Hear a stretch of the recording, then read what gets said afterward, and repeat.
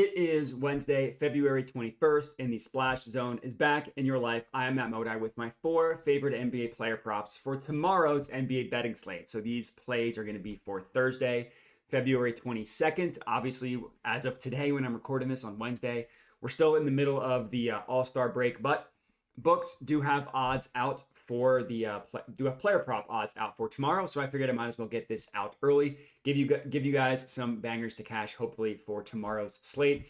So as I mentioned, I got 4 for you guys. I don't have a yesterday's recap or anything like that to give you. All I can do is just give you a recap of how the entire season has gone, which has been great. On the entire season on these NBA player props, we are up 44.12 units with an ROI above 25%. We did end the last couple days of February on a little bit of a cold streak, more like the last week leading up until the All-Star break on a little bit of a cold streak. But when you can take a step back and see the 25% ROI and the 44 units of profit, that's very good. Hopefully we can have an even better second half of the season. Would love to increase that ROI as the season goes on, get those units up. I don't have a goal in mind for units of the NBA season. Maybe I'll have to see how much time is left and come up with a goal that we can meet. But regardless, if you're new to my channel, would appreciate it if you could subscribe to the channel. You're going to want to cash some, when we go on another hot streak, you're going to want to cash some of those bangers with us. And then for this video, if you could like, comment, all that good stuff is super helpful for me. But we can get into tomorrow's picks. The first one is in the Pistons versus Pacers game. I'm taking Jaylen Durant over 10.5 rebounds. This is best offered at minus 125 odds at ESPN Bet. To be honest with you, I just think this rebound number is way too low for Jaylen Durant, just because he had 2 slower games right before the All-Star break. So his last 2 games, again, before the All-Star break, he only had 8 and he had 9 rebounds, obviously going pretty well under the 10.5 number that we were taking him at. But you got to look at the larger sample size here. Look at his games prior to this 2-game stretch in which he went under. His last 3 games leading up to that 2-game stretch, he had 18, 22, and 15 rebounds, going from most recent to least recent the past 3 games. That's insane. Insane rebound production. Again, 18, 22, and 15, the 3 games prior to missing it in the last 2 games before the All-Star break. So it's only natural after that absurd amount of rebounds for things to just swing back the other way, because that's just how sports betting works. That's just how sports work in general. In the past 10 games, he's gone over 10.5 rebounds in 6 of those 10 games. So again, 6 of 8 if you take out those last 2 games, which you really can't because there's nothing different about those 2 games. It's just happened to be the 2 games leading into the All-Star break. When he goes over his rebound number, he actually crushes the over 2. As I mentioned, the 3-game stretch that he had earlier before the All-Star break. And if you look at all 6 of the games in which he went over in this past 10-game stretch, he's actually had 13 or more rebounds in all 6 of those games. So I took the over 10.5 because that was the best value. The minus 125 odds was crazy at ESPN Bet. If the odds changed by the time you're watching this, I would actually pump it up and I would take the over 12.5 rebounds for even juicier odds. Obviously, I only track the official plays that I give out. I'm also aware that the odds change. So if you couldn't get the over 10.5 at the number I got it at, I would pivot and take the over 12.5 because you can get really juicy odds. And because of the fact that he just smokes this rebounding number. On the entire season, if you look at the entire season, he's averaging the 4th most rebound opportunities per game at 19.3. That's an insane amount of rebound opportunities. Only Gobert, Sabonis, and Anthony Davis average more rebound opportunities per game. And if you look at just strictly rebounds, not opportunities, he's averaging 12 rebounds per game. That's also tied for the 4th most in the NBA, tied with Jokic for the 4th most, with those same 3 guys above him. If you look at the entire season's stats, it doesn't look like the Pacers are the best matchup for Durant and his rebound props, but over the past 2 weeks, the Pacers have allowed the 5th most rebounds to centers in the NBA, and Durant did cash this the last time these 2 teams played. Granted, that was back in November, but he did cash it, and that was the only time he's played them this year. So I love this play. I think the value is incredible on the over 10.5 rebounds. And again, if you can't get that number at what I got it at, take the over 12.5 because you can get pretty juicy odds there. And he smoked his over a lot in the past. Next up, second pick of the slate, Suns versus Mavericks. I'm taking Luka Doncic over 31.5 points, minus 110 odds at ESPN Bet. This is a play that I am officially pumping up. I'm laddering him to 35 plus and 40 plus points as well. I was able to get 35 plus at plus 160 odds. That's worth a half unit play. And 40 plus at plus 360 odds. That's about a third of a unit play on that one. It's just criminal what Luka Doncic does to the Suns. Ever since that playoff series a couple years ago, he just loves ripping their hearts out. Even the last time these two teams played back in January, the Suns did win the game. Luka still put up 34 points in that game. If you go back to last year, Luka has cashed this in literally all 5 of the games he has played against the Suns dating back to last year. Literally 5 for 5. That includes a blow-up 50-point performance that he put up against the Suns on Christmas.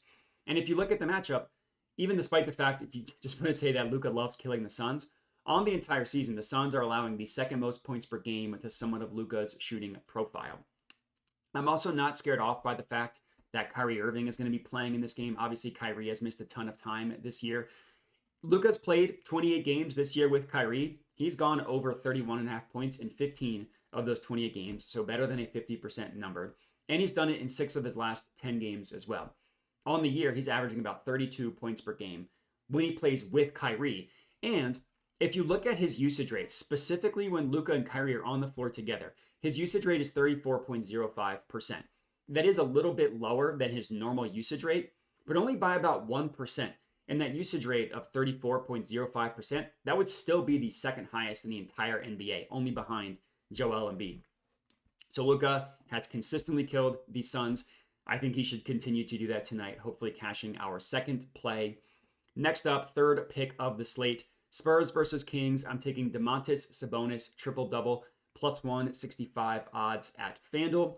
Essentially, the play here, we're betting on him to get to 10-plus assists because the other two are very, very likely to happen. I'm not going to say they're a guarantee, but they're very, very likely. His over-under point total is at 21.5, and his over-under rebound is at 13.5.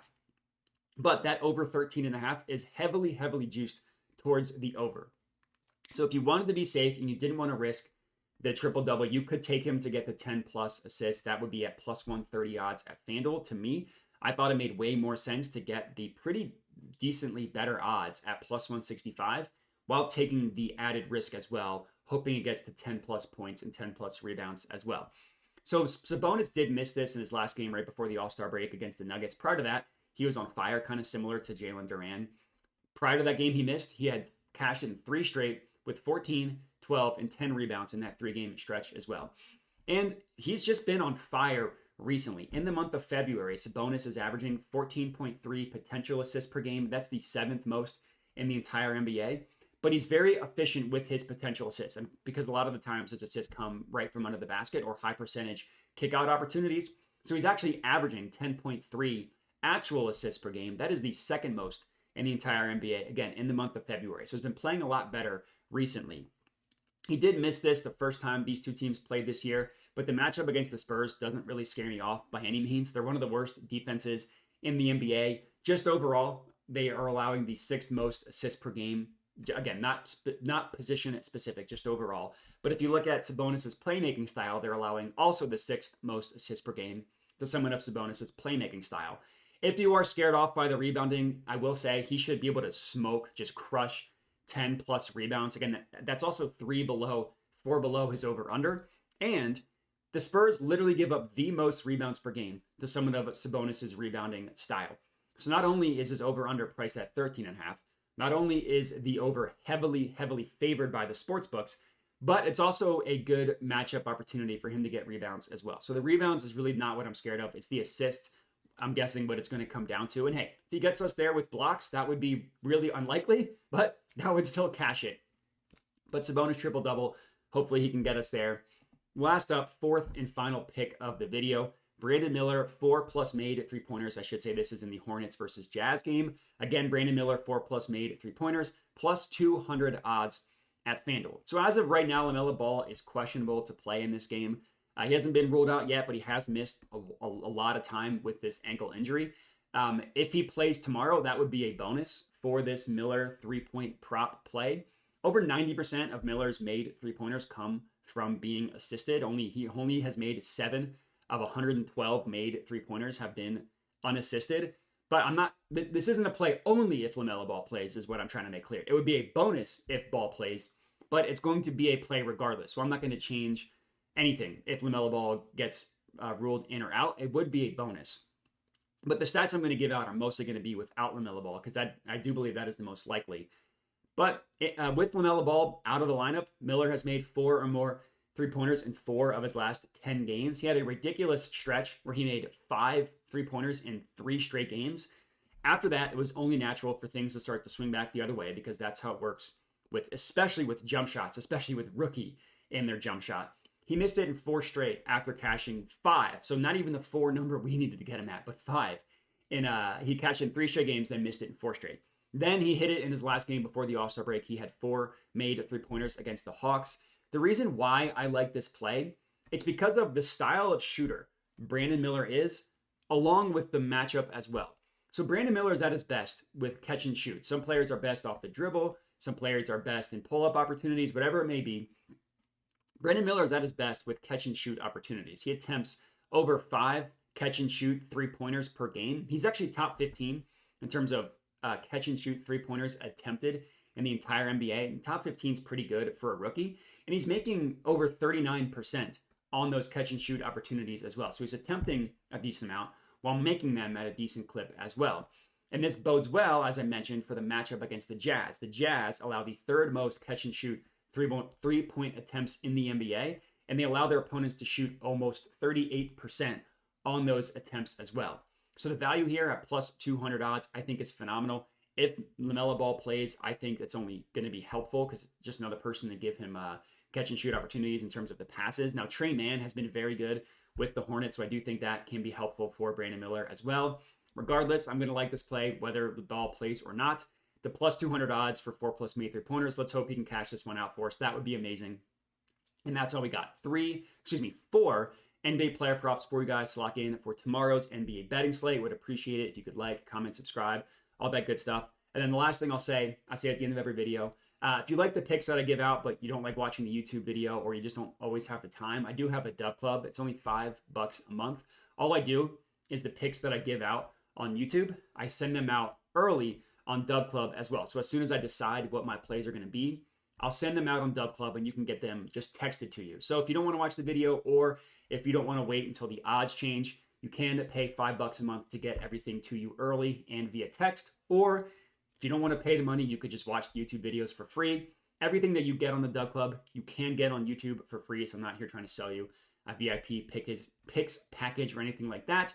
But that's all we got. Again, appreciate everybody for watching and have a good one.